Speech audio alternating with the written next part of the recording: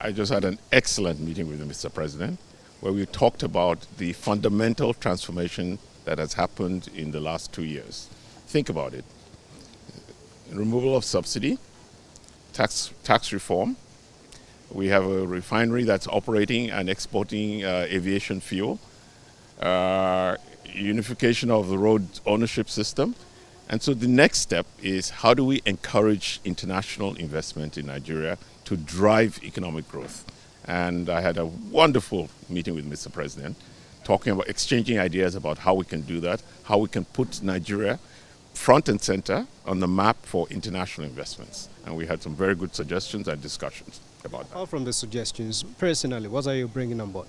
We're making investments in Nigeria. We explored additional opportunities. I'm not going to tell you what they are. You just wait, watch this space, you will see them. But look, Nigeria is now a place that is exciting to invest in, and that's what we talked to Mr. President about. And of course, as you would expect, he was very encouraging of international investments in Nigeria. Okay, I'm not expecting you to tell me how you told the president, but what sector particularly are you interested in? Yeah, but you think about all the sectors that we invest in. Energy. So we invest in energy. We're building LNG plants in Texas. We're building LNG plants in Australia. There's gas in Nigeria. Nigeria is a huge gas province. People describe me as the guy who bought Gatwick Airport. I didn't personally buy Gatwick Airport, but the aviation sector is also an area of interest to us.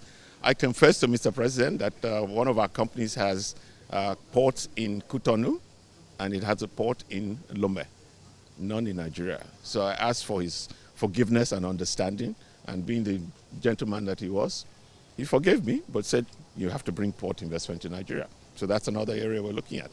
Renewables, that's another area. So lots of investment opportunities in Nigeria. You just have to be serious about making the right moves. Yeah, thank you, sir. Thank you. Thank you. Thank you. I think when Nigerians in Nigeria and when Nigerians in the diaspora invest in Nigeria, it can only be a great signal for the international community to invest in us and make our country greater. We thank President Tinubu for his policies. They have made Nigeria investable.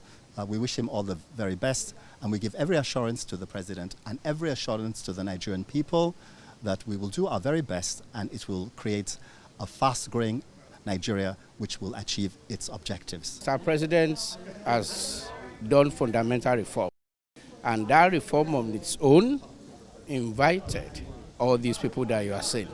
We've done the fundamental. The next thing for us is to lead export-led economy, which is why you see these are great Nigeria.